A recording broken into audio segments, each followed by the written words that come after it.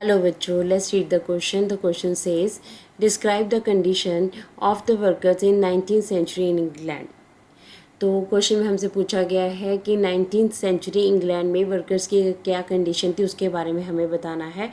So let's read about the answer. The answer says, getting job in 19th century England was not an easy task. कहते job 19th century में England में लेना एक बहुत easy task नहीं था, ये बहुत मुश्किल था.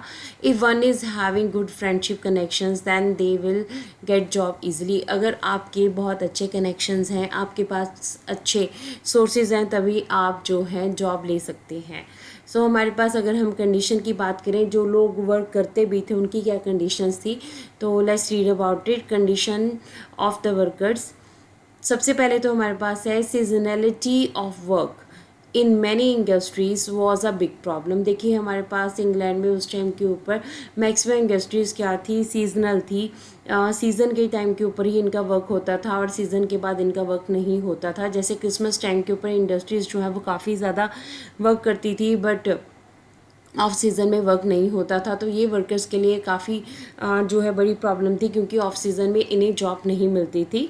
So after the busy season over workers look for और जॉब्स. ठीक है, जब उन्हें जॉब नहीं मिलती थी तो उन्हें और डिफरेंट टाइप्स की जॉब जो है वो करनी पड़ती थी. इस तरह से उनकी कंडीशन जो है बहुत ख़राब थी. So prices of goods were so high that workers got no benefit of increased wages. कहते वर्कर्स जो हैं, अगर उनके वेजेस जो है, अगर उनकी सैलरी बढ़ती हुई थी तो उसका उन्हें कोई बेनिफिट नहीं होता था, क्योंकि चीज़ों की कीमतें भी उतनी ही बढ़ जाती थी.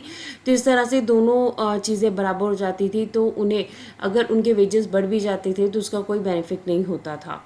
तो इस तरह से उनकी कंडीशन काफ़ी ख़राब थी. So the income of the workers depended on the number of days they work. अब और क्या था, हमारे पास वर्कर की जो कंडीशन है वो डिपेंड करती थी कि वो कितने दिन वर्क कर रहे हैं, उसी के ऊपर उनको इनकम मिलती थी. अब जितनी इनकम मिलेगी वैसे ही जो है वो अपनी लाइवलीहुड कमाएंगे और वैसे अपने घर का जो है वो गुजारा करेंगे. इस तरह से उनके जो दिन हैं वो काफ़ी बुरे निकल रहे थे. नेक्स्ट अगर हम देखें, till the end of 19th century 10% of the urban population was poor. अगर कहते हैं 19th सेंचुरी जो है इंग्लैंड की बात करें तो 10% से ज़्यादा जो हमारी अर्बन पॉपुलेशन है वो क्या थी, वो गरीब थी. सो तो हमारे पास अर्बन पॉपुलेशन पुअर थी. इसका मतलब जो है हमारे पास वर्कर्स जो है उनकी कंडीशन बहुत ख़राब थी.